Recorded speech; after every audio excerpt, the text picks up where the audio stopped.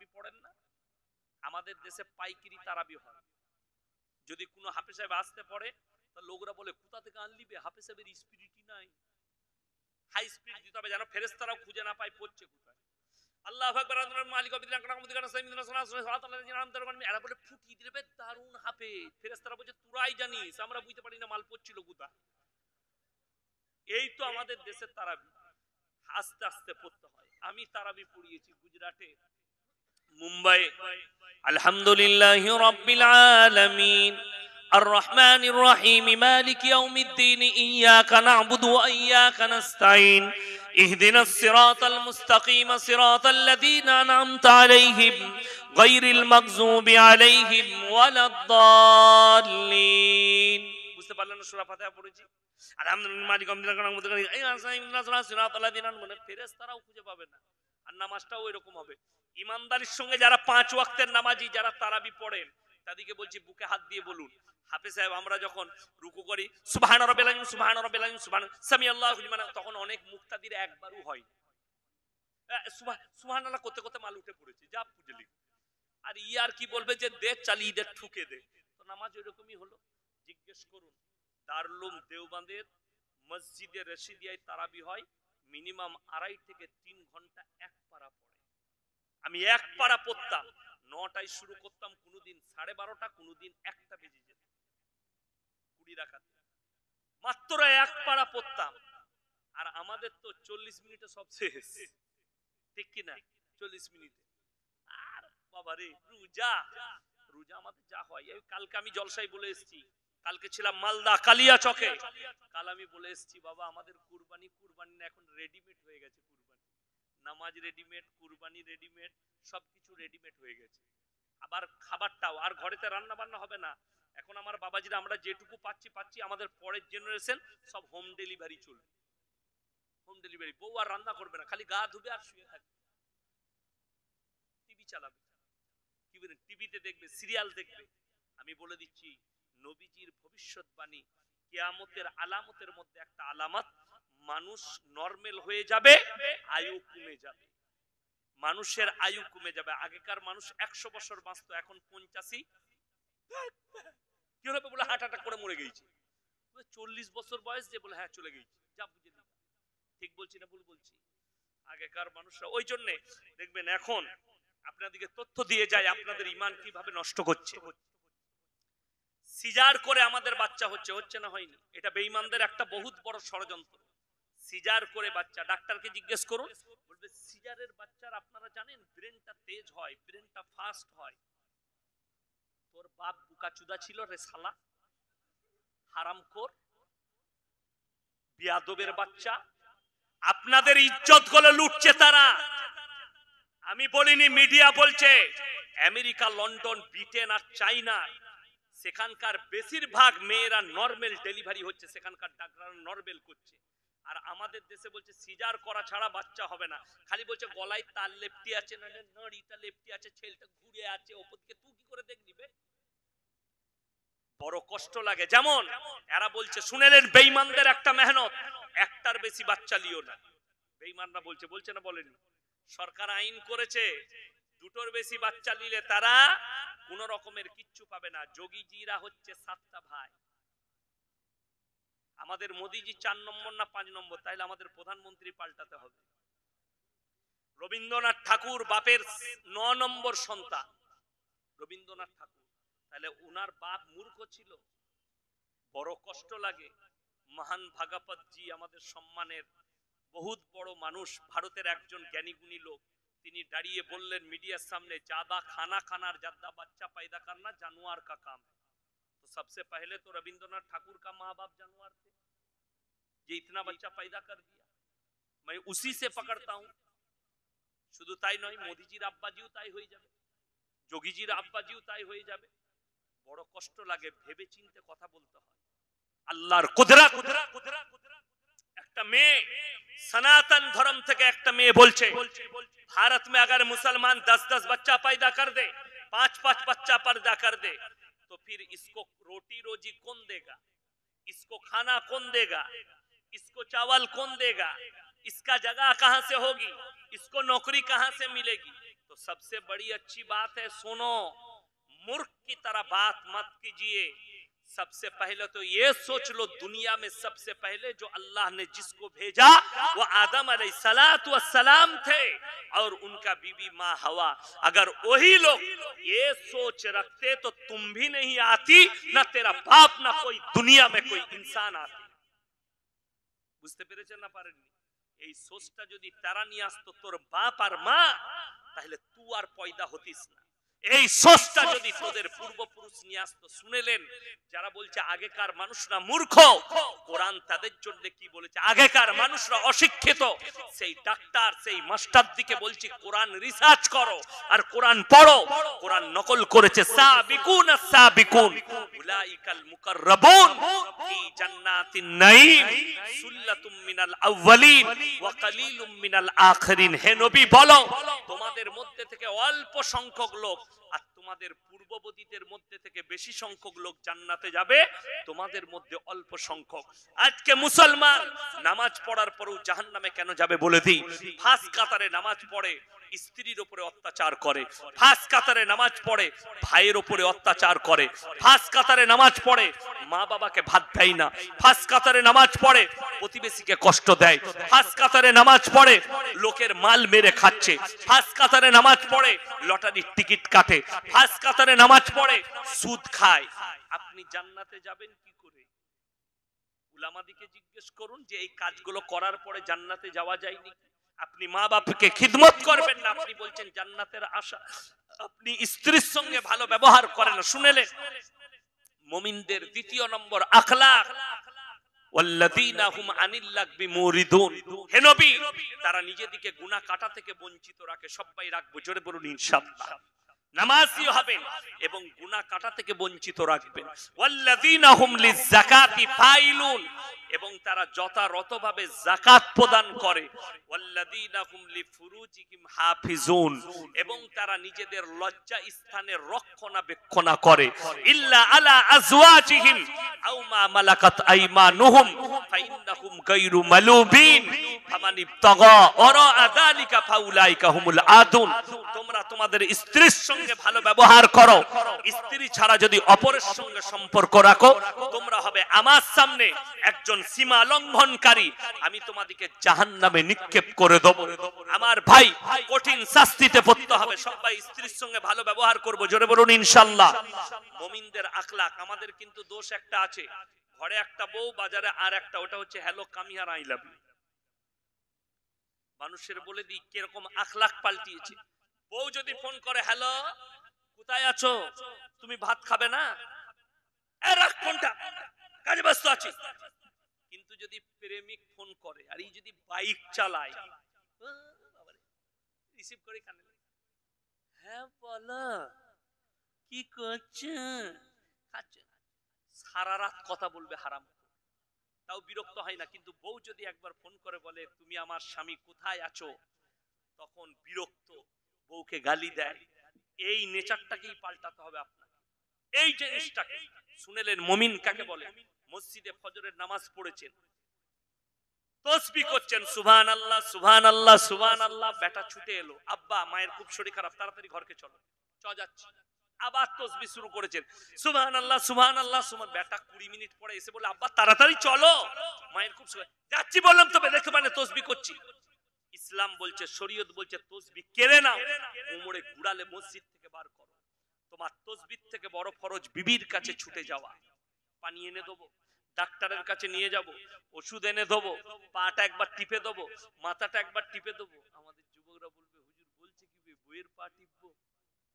হ্যাঁ, বিবির পা টিপতে হবে, বিবির মাথা টিপে দিতে হবে, চা করে খাওয়াতে হবে। আমাদের শরীর খারাপ হলে কি করে? পাটা একবার টিপো তো, হ্যাঁ একবার এইখানটা দাও, হ্যাঁ হ্যাঁ দাও দাও দাও, ভালো লাগছে, দারুণ লাগছে, দাও। রাত 12টায় বলছে একটু লাল চা করে নিয়ে এসো, বেচারা তাই আনছে, মাথা টিপে দিচ্ছে, কত খিদমত করে।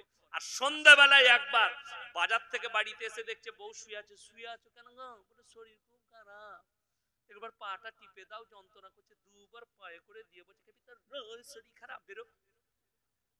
এটা হচ্ছে আমাদের আখলাক, এটাকে পরিবর্তন করতে হবে। স্ত্রীর সঙ্গে ভালো ব্যবহার, শুধু তাই নয়, স্ত্রী যদি খাবার দেয়, তরকারি রান্না করেছে, একটু যদি খারাপ হয়ে যায়, বিবি যদি বলে হ্যাঁ গো তরকারি কেমন হয়েছে, যারা মুমিন স্বামী হবে তারা বলবে মারাত্মক হয়েছে, মনে হচ্ছে তোমার আঙ্গুলটা চেটে খায়। বুঝতে পেরেছেন না পারেন? আমাদের অনেক পুরুষ আছে, যদি তরকারি খারাপ হয় বলে দিলে ছুড়ে না হলে ডাং চালালে, তারা কখনো মুমিন হতে পারে না। মুমিনের আখলাক এটা। আমাদের মায়েরা মনে মনে ভাবছে দারুণ হুজুর এইছে, দারুণ বলছে। তারপরে তোমরা শোনো, তোমাদের জন্য জান্নাতের 8টা দরজা খোলা থাকবে। কয়টা বললাম? 8টা। কিন্তু কখন শোনো? যখন তোমরা নামাজি, মুসল্লি, দিনদার, মুত্তাকি হবে। আর কি হবে শোনো? পর্দা পুশিদার মধ্যে আসবে, নিজেদিকে ঢেকে নেবে, আর বেশি বেশি করে স্বামীর খিদমত করবে। প্রথমেই পর্দাটা বলে দিই, ওটা নিয়ে দেশেতে ঝামেলা। পর্দা আমি ভেবেছিলাম আল্লাহ, এখন দেখবেন রাস্তাঘাটে কলকাতায় সব জায়গায় বেশিরভাগ মেয়ে সব মুখ বাঁধা, ঠিক কিনা? উন্নাটা বাঁধা। আমি প্রথমে চিন্তা করলাম আল্লাহ হুজুরদের কথা, ইমামদের কথা কাজে লেগেছে। তারপরে দেখলাম আল্লাহ এতেও 2 নম্বরই। কি 2 নম্বরই? হ্যালো তুমি কোথায় আছো? বললে আমি দে গঙ্গায়। তুই কোথায়? বললে হাবড়াতে দাঁড়িয়ে আছি। বললে খেপি ভালো করে উন্নাটা বাঁধ। মুখটা বেঁধে নিয়েছে, খালি চোখ বেরিয়ে আছে, ইয়ে অ্যাপাচি গাড়ি নিয়ে চু করে বেরিয়ে মানে পো করে পালিয়ে গেল। লোকরা বললে কাকে নিয়ে গেল বে? বললে বুঝতে পারিনি, মুখ বাঁধা ছিল। এটার নাম হচ্ছে প্রেমের পর্দা। কোরআন বলছে ওয়াদরিব খুমুরিহিন্না আলা জুনুবিহিন, হে নারীরা তোমরা পর্দা নির্ধারিত করো, তোমরা কোনোদিন ধর্ষিতা হবে না, লাঞ্ছিত হবে না। আমার ভাইরা, আল্লাহর নবী জনাবে মুহাম্মদুর রাসূলুল্লাহ সাল্লাল্লাহু আলাইহি ওয়াসাল্লামকে আমার আল্লাহ বললেন দুনিয়াতে সবথেকে বড় শয়তানের রূপ হচ্ছে বদকার নারী। শয়তানের সবথেকে দামি অস্ত্র হচ্ছে একজন বদকার নারী। কি নারী বললাম? বদকার। একটা নেক সালেহ দিনদার মেয়ে, সে একটা উত্তম ফেরেশতার থেকেও মকবুল ফেরেশতার থেকেও ভালো। জোরে বলুন সুবহানাল্লাহ। কে? সেই মেয়েটা যে নেক সালেহ হবে, আল্লাহ তাকে উত্তম ফেরেশতার থেকেও দামি বলেছেন। নেক সালেহ, পর্দা নসিবা, দিনদার হতে হবে। বদকার নারী হচ্ছে শয়তানের অস্ত্র। শুনে নেন, শয়তানের যতগুলো দিক আছে, যতগুলো জিনিস আছে, সব কিন্তু আকর্ষণীয়। যে মেয়েরা শরীর বার করে চলে, ওটা আকর্ষণ না? আকর্ষণ নয়? বিরাট বড় আকর্ষণ। মদ আকর্ষণ, মেলা আকর্ষণ, গান বাজনা আকর্ষণ। এই শয়তানের যতগুলো কাজ আছে তার মধ্যে আকর্ষণ আছে। কিন্তু আল্লাহর দ্বীনের কাজে কিন্তু আকর্ষণ পাবেন না, নুরানিয়াত পাবেন। আমি আজকের এইখানের মা বোনের দিকে কবে মরে যাব জানি না, 2টো ক্রিম দিয়ে যাব। লিবেন? জোরে বলুন না সুবহানাল্লাহ। এরকম হুজুর পেয়েছেন ক্রিম দিয়ে গেছে কেউ? আমি কিন্তু আজকে দিয়ে যাব 2টো, একটা লেসন দেবো, একটা ক্রিম দেবো। জীবনে গেলেজ নষ্ট হবে না চেহারা। কিন্তু শর্ত একটা আমার আছে, 5 ওয়াক্তের নামাজি হতে হবে আমার ক্রিম ব্যবহার করে। ক ওয়াক্তের বললাম? 5 ওয়াক্তের নামাজি। এটা শর্ত মায়েদের জন্য। যদি ক্রিম ব্যবহার করতে চাই, 5 ওয়াক্তের নামাজে কবার উজু করতে হয়? বা 5 বার। 5 বার উজু করো। যে মায়েরা নিয়ত করছেন, আমি বলবো আজ রাতে গিয়ে আয়নায় চেহারাটা দেখে নিবে, সকালে উঠে দেখে নিবে, মোবাইলে একটা ফটো তুলে নিবে নিজের চেহারা। 5 ওয়াক্তের নামাজি হয়ে যাও। 40 দিন পরে তোমার চেহারাকে মিলিয়ে নিবে। এই নামাজের উজুর থেকে বড় ক্রিম পৃথিবীতে আর কিছু নাই। 40 দিন পরে তোমার চেহারার নুরানিয়াত আল্লাহ বাড়িয়ে দেবে। জোরে বলুন সুবহানাল্লাহ। শুধু তাই নয়, যদি বলেন এটাকে ধরে রাখার জন্য কি আছে? লেসন আছে। লেসনটা হচ্ছে তোমরা পর পুরুষের কাছ থেকে নিজের চেহারাকে ঢেকে রাখবে। জোরে বলুন সুবহানাল্লাহ। আমার মায়ের, আমার বোনেরা, কান খুলে শোনো। হযরতে মা ফাতেমাতুজ জাহরা রাদিয়াল্লাহু তাআলা আনহা মৃত্যুর কোলে ঢলে পড়েছেন। হযরতে আলীকে বলছেন, ওগো আলী শুনে নাও, আমি যদি তোমার পূর্বে মারা যাই, তুমি আমার দাফন কাফন রাতের অন্ধকারে করবে। তোমরা কি করবে? রাতের অন্ধকারে দাফন কাফন করবে। হযরতে আলী বললেন কেন? বললে আল্লাহর কসম করে বলছি আজকের দিন পর্যন্ত আমি আমার চোখের দ্বারা কোনো পর পুরুষকে স্পর্শ করিনি। হে আলী শোনো, আজকের দিন পর্যন্ত আমাকে তো দূরের কথা, আমার কাপড়ের একটা সুতো পর্যন্ত কোনো পর পুরুষে দেখতে পাইনি। জোরে বলুন সুবহানাল্লাহ। আর আমাদের বিবিদিকে আমি বলি, আমার মায়েরা তোমরা নিজেদিকে ঢেকে নাও পর পুরুষের কাছ থেকে। এখন তো পর্দাতেও 2 নম্বরই, কি জানেন কি 2 নম্বরই? 1 নম্বর 2 নম্বর বলে দিলাম, 2 নম্বরিটা প্রেমের জন্য, দ্বিতীয় 2 নম্বরই হচ্ছে বেঈমান কাফেররা চাই এদের ঈমানকে নষ্ট করে। এখন স্কিন টাচ বোরকা বেরিয়েছে, বডিতে লেগে আছে, হাতের পেশি বোঝা যাচ্ছে, কোমর বোঝা যাচ্ছে, পিঠ বোঝা যাচ্ছে, বুক বোঝা যাচ্ছে, জাং বোঝা যাচ্ছে। এটা শরীয়ত সম্মত নয়। পর্দা হচ্ছে সেটা যে বোরকার ভেতরে মেয়েটা যাবে, বাইরে থেকে যেন বোঝা না যায় এর ভেতরে যে নারীটা আছে তার শরীরের অঙ্গের গঠন কেমন, সেটার নাম পর্দা। আজকে এত দুঃখ লাগে, এখন তো ঈদের সময় খালু ঘরে খালা আন্ডারপ্যান্ট কিনছে বাজারে। খালুর আন্ডারপ্যান্ট খালা কিনছে কোথায়? বাজারে। খালু কিন্তু ঘরে, ও আর নাই। এটা হচ্ছে কিয়ামতের আলামত। মেয়েরা বাজারে চলে যাবে, পুরুষরা বাড়ির মধ্যে চলে আসবে। স্বামীর প্রতি ভক্তি থাকবে না। আমার মায়েরা শোনো, স্বামীর খিদমত বুঝিয়ে দিই। অনেক মেয়েরা মনে করছে ছেলে মানুষ করো, রান্না করে খাইয়ে দাও, বাকি কিছু নাই। না, স্বামীর ভালোতে মন্দতে, দুঃখেতে সুখেতে, হায়াতে মওতে সবেতে স্বামীর পাশে থাকতে হবে। যেমন বুঝিয়ে দিই, আমার মায়েরা, আমাদের দেশে আষাঢ় শ্রাবণ ভাদ্র আশ্বিন মাস একটু টান যায় মানুষের, যাই না? যাই না? লকডাউনে একটু টান গেছে। প্রকৃত মুমিন বিবি তারা যদি স্বামীর কাছে পয়সা না থাকে, হাত দানা করে, স্বামীকে বলতে হবে আমার কানের রিংটা বিক্রি করো, সোনার ব্যবসা চালাও। আল্লাহ যখন তোমাকে দিবে তুমি এর থেকে ভালো আমাকে কিনে দিবে। কিন্তু যদি বুঝতে পারে আমার স্বামীর কাছে পয়সা নেই, আমার কানের দুল, হাতের আংটি, না হলে গলার চেনটা চাইবে, এমন জায়গায় লুকিয়ে দিবে ফেরেশতারাও খুঁজে পাবে না মালটা কোথায় আছে। এত ডেঞ্জার। আমার মায়েরা শোনো, কান খুলে শুনে নাও। আল্লাহর নবীর প্রথম বিবি মা খাদিজাতুল কুবরা রাদিয়াল্লাহু তাআলা আনহা, জোরে বলুন সুবহানাল্লাহ, যেদিনে বিবাহ করলেন, ইয়া রাসূলুল্লাহ, ইয়া হাবিবাল্লাহ, আমার যতগুলো সম্পদ আছে আমি আপনাকে উরসে দিলাম, আপনি দুহাত খুলে নিজের জন্য, ইসলামের জন্য খরচ করুন। জোরে বলুন সুবহানাল্লাহ। আমার মায়েরা, স্বামীর জন্য জানটাকেও কুরবান করো, নিজের মালকে কুরবান করে দাও। শুধু তাই নয়, খিদমত আরো শুনেলেন। স্বামী বাজার থেকে এসছে, অনেক মায়েরা আছে যদি স্বামী এসে বলে কই গো 1 গ্লাস পানি দাও তো, অনেকজন বলে কি রাখা আছে খেয়ে নাও, দেখতে পাওনি আমি কাজ করছি। সেই মায়েদের জন্য জান্নাতের দরজা আল্লাহ ক্লোজ করে দিবেন, বন্ধ করে দিবেন, তারা প্রবেশ করতে পারবে না। স্বামী বাড়িতে এলে শুনেলেন, আল্লাহর হাবিব সাল্লাল্লাহু আলাইহি সাল্লাম মা আয়েশাকে বলেন, আয়েশা তুমি আমার জন্য পানি নিয়ে এসো। নবীজি তাহাজ্জুদের নামাজের নিয়ত বাঁধবেন, পান করার জন্য পানি চেয়েছেন। একটা পাত্রে পানি আনতে একটু সময় লেগেছে। আল্লাহর হাবিব সাল্লাল্লাহু আলাইহি সাল্লাম নামাজের নিয়ত বেঁধে ফেলেছে। আর এমনি তেমনি নিয়ত নয়, মা আয়েশা এসে দেখলেন নবীজি দাঁড়িয়ে গেছে, পেছনে পানির পাত্র নিয়ে দাঁড়িয়ে রইলেন। কতক্ষণ জানেন? 1 ঘন্টা 2 ঘন্টা নয়। নবীজি সাল্লাল্লাহু আলাইহি সাল্লাম ফজরের ওয়াক্ত আসার আগে পর্যন্ত সালাম ফিরেছেন, ফজরের ওয়াক্তের আগে ততক্ষণ পর্যন্ত পানির পাত্র নিয়ে দাঁড়িয়ে আছেন। নবীজি সালাম ফিরার পরে দেখলেন আয়েশা চোখ দিয়ে টপ টপ করে পানি পড়ছে, পানির পাত্র নিয়ে দাঁড়িয়ে আছে। নবীজি বললেন, আয়েশা তোমার চোখে পানি আর তুমি দাঁড়িয়ে আছো?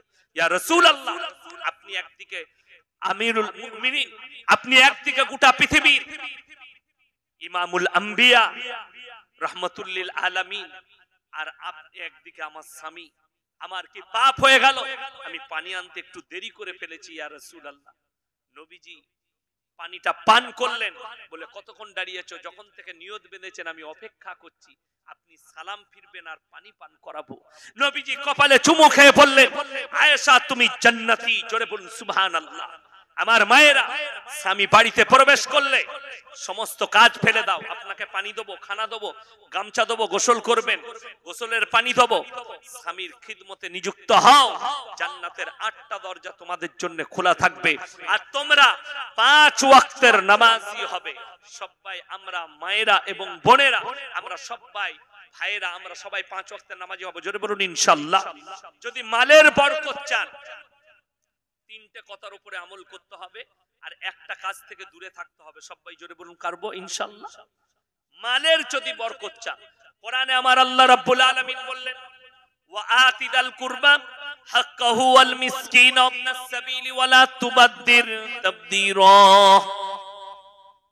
হে আমার বিশ্বনবী বলো, যদি তোমরা মালের বরকত চাও, 3টে মানুষের সঙ্গে ভালো ব্যবহার করো। 1 নম্বর ওয়াতিদাল কুরবা, তোমার কাছের গরিব, কাছের মানুষ আল্লাহ যদি মাল দেয়, তোমার কাছের গরিবের তোমরা খেয়াল রাখবে। ওয়াল ইয়াতামা ওয়াল মাসাকিন, আর যারা ইতিম আর মিসকিন হবে তাদের তোমরা খেয়াল রাখবে। ওয়াবনাস সাবিলি ওয়া লা তুবাদদির তাবদীরা, আর তোমরা মুসাফিরের সঙ্গে ভালো ব্যবহার করবে। মুসাফির রমজান মাসে আসে না আদায় করতে? আপনাদের দেশে আসে না?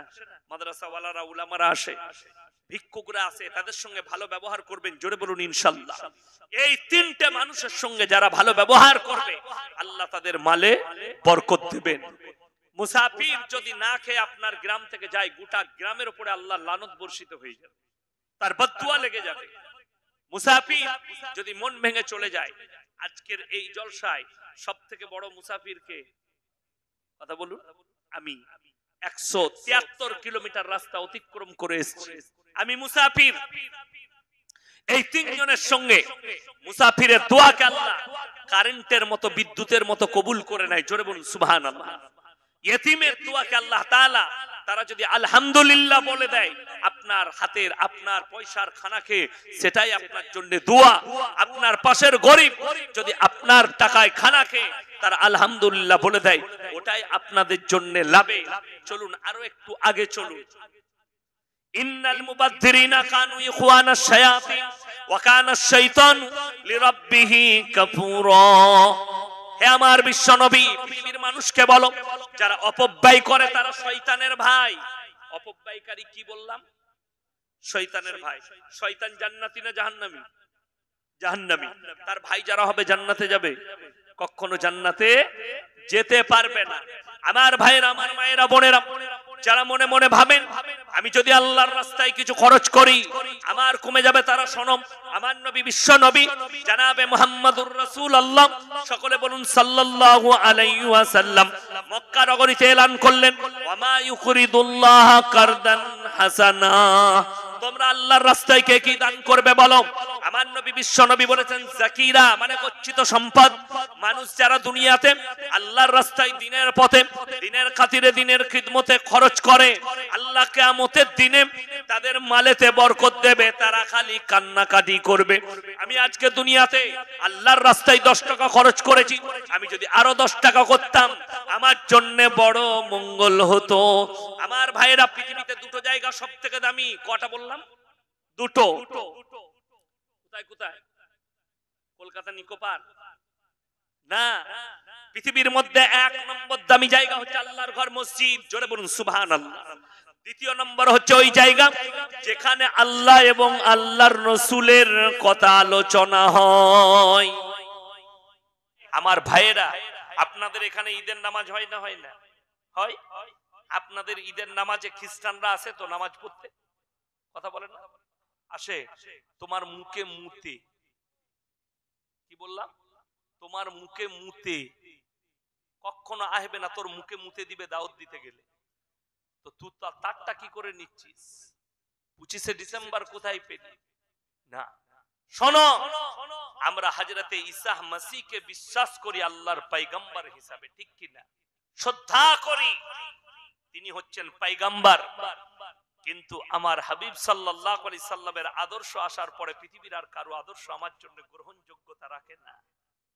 বুঝতে পেরেছেন না? পারেন? আর কোন বেঈমান কাফেরের কারোর কোন আদর্শ নেওয়া যাবে না। একমাত্র আল্লাহর হাবিব সাল্লাল্লাহু আলাইহি সাল্লাম যে আদর্শ দিয়েছেন।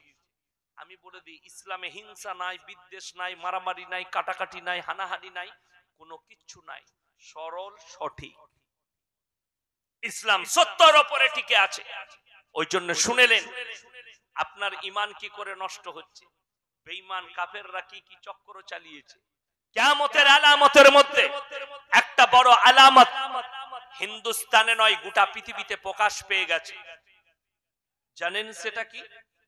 ভারতেও আইনটা পাস হয়ে গেছে সুপ্রিম কোর্ট থেকে। এরপর থেকে ভারতের স্বাধীন ভারতে আমাদের যারা মা বোন আছে, মেয়েরা আছে, তারা 152 না 53 কিংবা 56 এরকম কতদিন দিয়েছে, এতদিন পর্যন্ত পেটের বাচ্চাকে নষ্ট করতে পারে, এটা দণ্ডনীয় অপরাধ নয়। জোরে বলুন নাউজুবিল্লাহ। এটা শুনেলেন, শুধু এটা ইসলাম বিরোধী আইন নয়, এটা গোটা সমাজ বিরোধী আইন। গোটা ভারতের সমাজ ব্যবস্থা ভেঙে পড়বে। কলকাতায় যতগুলো ডাস্টবিন দেখছেন, ওই ডাস্টবিন গুলোতে আর ময়লা থাকবে না, ওগুলোতে ছেলে পড়ে থাকবে। আমার নবীজি সাল্লাল্লাহু আলাইহি সাল্লাম 1400 বছর আগে বলে গেছেন, এমন একটা দিন আসবে রাস্তায় কুকুরের মতো ছেলে মেয়েরা জিনা করবে।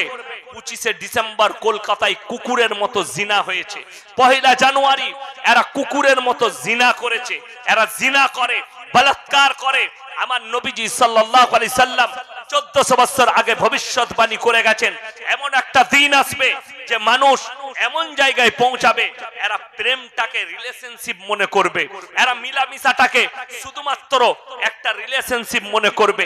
আজকে এই ছেলের সঙ্গে মিলামিশা করবে, কালকে আর একটা ছেলের সঙ্গে মিলামিশা করবে। বড় কষ্ট লাগে। আজকে একটা ছেলে আমাকে ফোন করেছে, ফোন করে বলছে, হুজুর আমি একটা হিন্দুদের মেয়েকে ভালোবাসি, তাকে বিয়ে করব, করা চলবে? আমি বললাম, মুসলমানদের মেয়ে শেষ হয়ে গেছে? কথা বলে না, আমাদের মেয়ে নেই তো, দেখি আছে? তাহলে কিসের জন্য?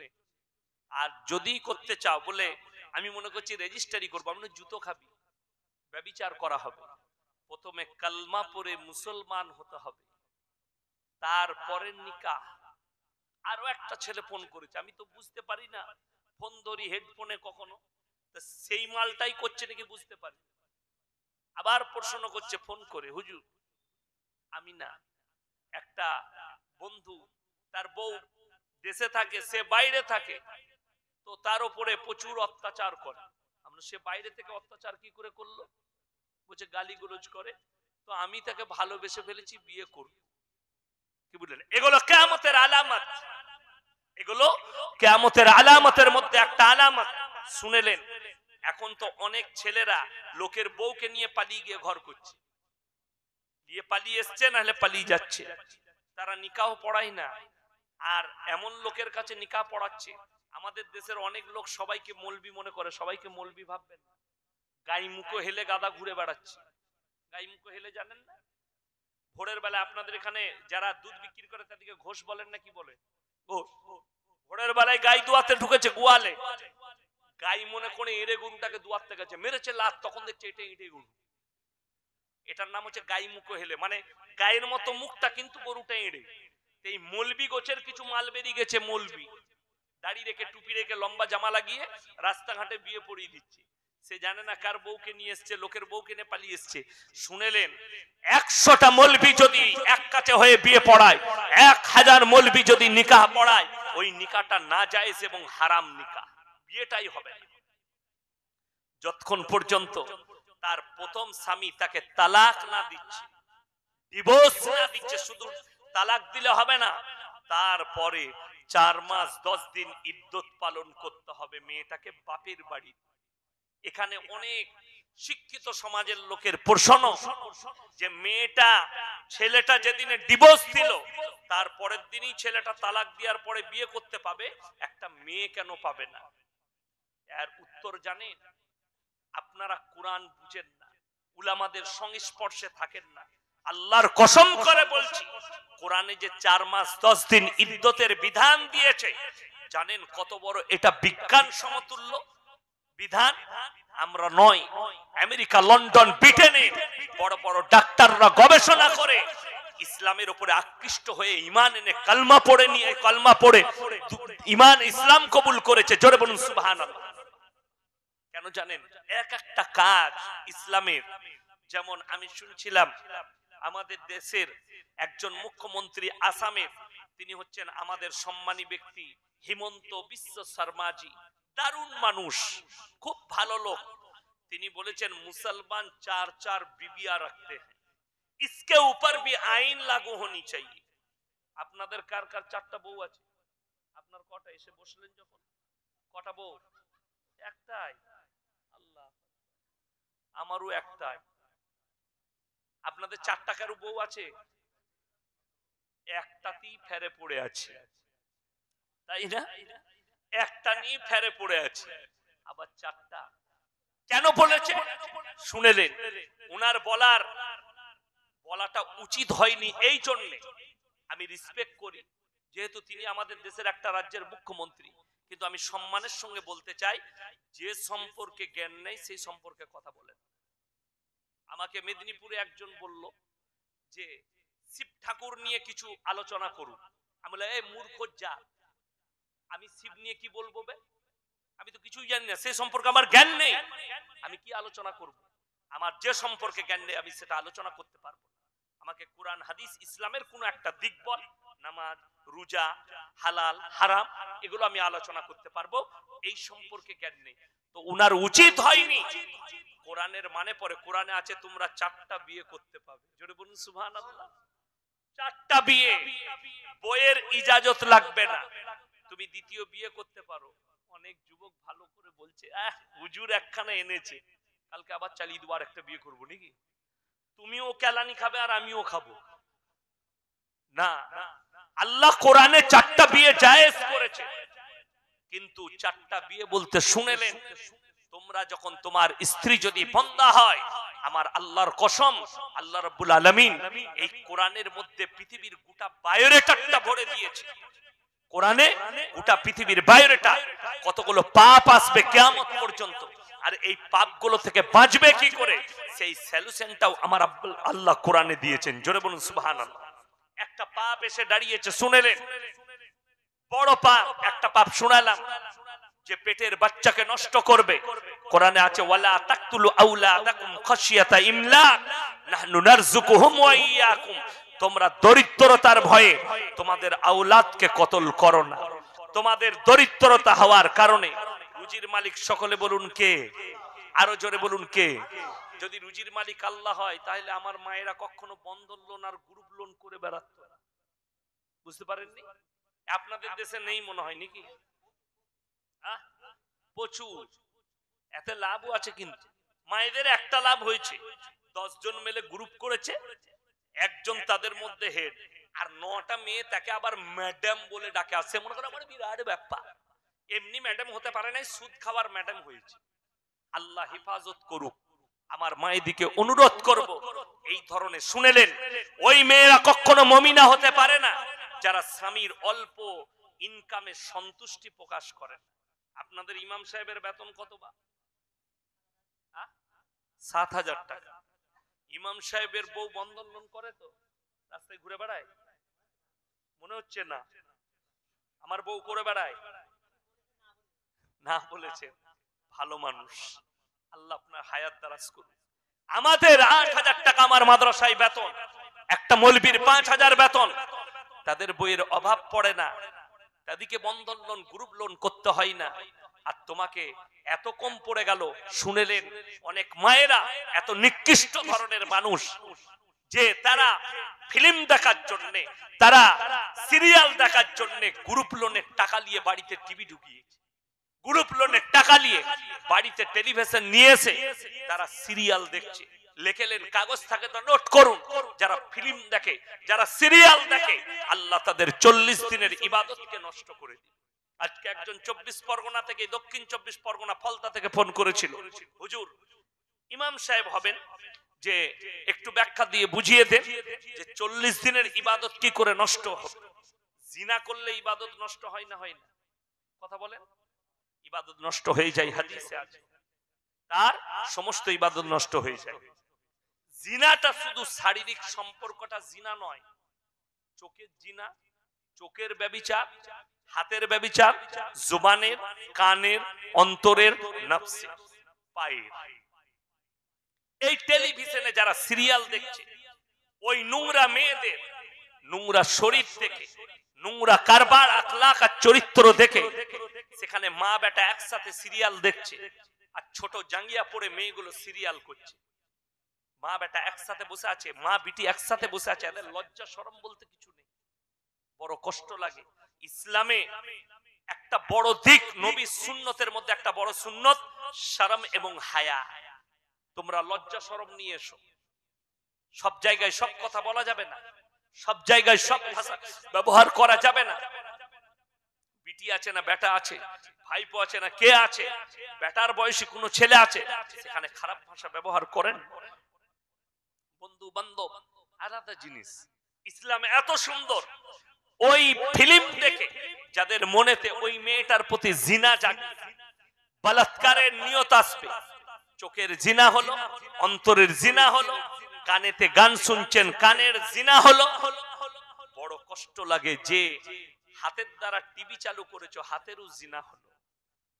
ওগুলোর প্রতি উদ্বুদ্ধ হওয়া। বিশেষ করে আমাদের সমাজে সংসারে আগুন লাগার কারণ হচ্ছে সিরিয়াল। সংসারে স্বামী স্ত্রী মিল থাকার না থাকার কারণ হচ্ছে সিরিয়াল আর এই টেলিভিশন গুলো। বেঈমান কাফেররা, আমাদের মুফতি সাহেবরা যখন ফতোয়া দিয়েছিল এই টিভি দেখা হারাম, তখন বেঈমান কাফেররা বললে এক কাজ করো, ওদের মুসলমানরা ঈমান এনে অনেক মুসলমান টিভি কিনে নি, এদের পকেটে পকেটে টিভি করে দাও, তার নাম হচ্ছে মোবাইল। প্রত্যেকটা মানুষের পকেটে, এটা টিভির থেকেও ডেঞ্জার। হাজার হাজার মুসলমান যুবক যুবতী তারা নিজেদের যৌবনকে নষ্ট করে দিচ্ছে বিবাহের আগে, স্কুল আর কলেজ লাইফে এই মোবাইলের দ্বারা তাদের লাইফ নষ্ট হয়ে যাচ্ছে। ওই জন্য তো বিয়ের পরে খালি মৌলবীদিকে ফোন করে বলছে, হুজুর আমি বেশিক্ষণ না স্ত্রীর সঙ্গে থাকতে পারি না, ওষুধ নাই কি বুঝলে। আমাকে একজন ফোন করে বলছে, হুজুর আমার বাচ্চা হচ্ছে না, কি করো তুমি? হুজুর আমি চাকরি করি। আমি ইন্দুর মারা বিষ খাগা, পড়ার সময় সব শেষ করে দিয়েছিস, তা এখন কি করে ছেলে হবে? বড় কষ্ট লাগে আমার ভাই। না না, সবাই একবার ইস্তেগফার পড়ুন, আস্তাগফিরুল্লাহাল্লাযী লা ইলাহা ইল্লা হুয়াল হাইয়ুল কাইয়্যুম ওয়া আতুবু ইলাই। প্রত্যেকটা ভাইকে অনুরোধ করে যাব, তোমরা আলেমদের টাচে থাকো, উলামাদের টাচে থাকো। যদি ঈমানকে বাঁচাতে চাও, আলেমদের পরামর্শে থাকো, আলেমদের সঙ্গে টাচে থাকো। আমার ভাই, এই উলামারা হচ্ছে নবীজির ওয়ারিস, আল উলামা ওয়ারাসাতুল আম্বিয়া। শুধু তাই নয়, কোরআনে আছে ইন্নামা ইয়াখশাল্লাহ মিন ইবাদিহিল উলামা। আমার নবী আর পয়গম্বরের পরে সবথেকে বড় রীতিমতো আমাকে যারা ভয় করে তারা হচ্ছে উলামা সম্প্রদায়। জোরে বলুন সুবহানাল্লাহ।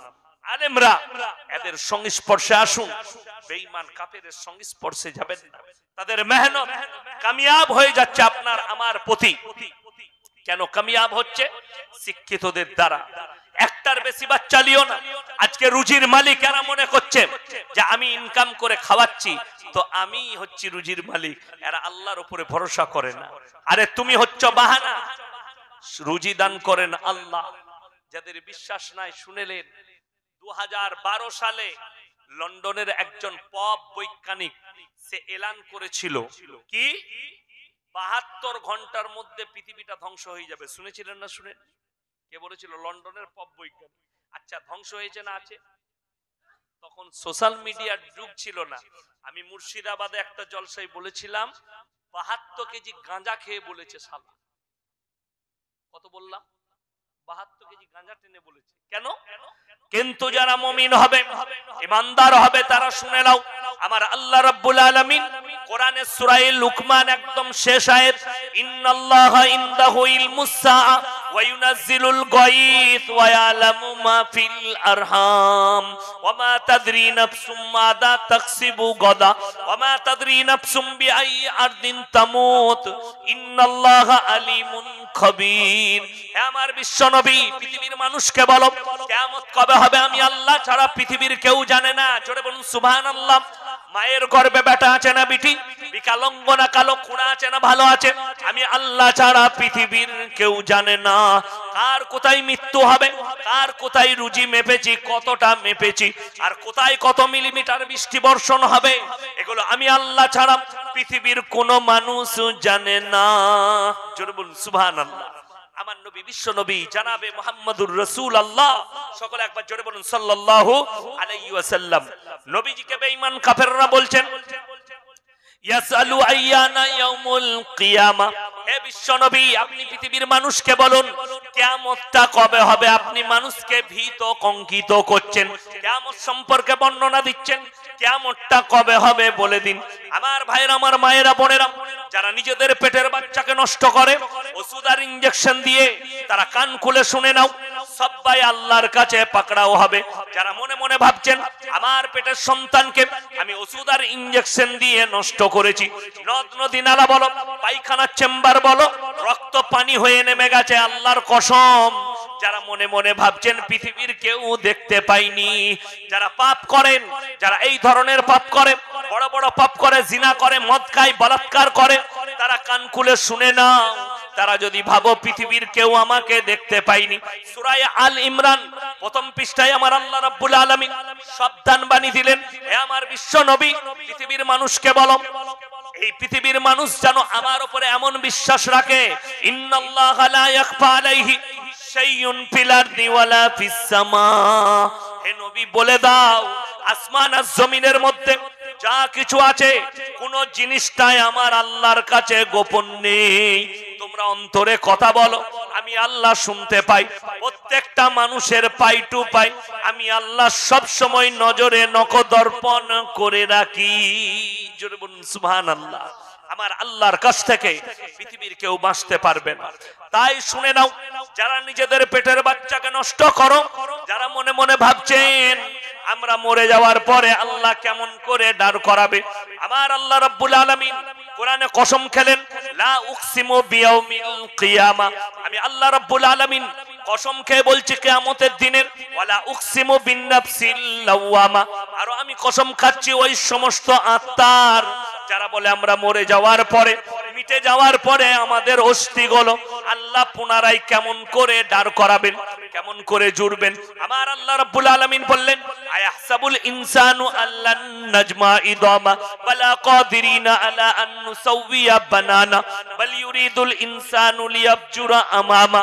হে আমার বিশ্ব নবী, মানুষের শুধু আকৃতি নয়, তাদের আঙ্গুলেতে হাতের মধ্যে যে লাকির গোলা আছে আমি ওইভাবে আবার পুনরায় তাদেরকে দাঁড় করিয়ে দেব।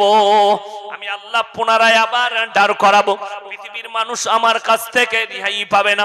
তাই পায়খানার চেম্বার বলো, নদ নদী নালা যেখানে পৌঁছাবে পৌঁছাও, আমার আল্লাহ রাব্বুল আলামিন ওই বাচ্চাগুলোকে কিয়ামতের দিনে দাঁড় করাবেন।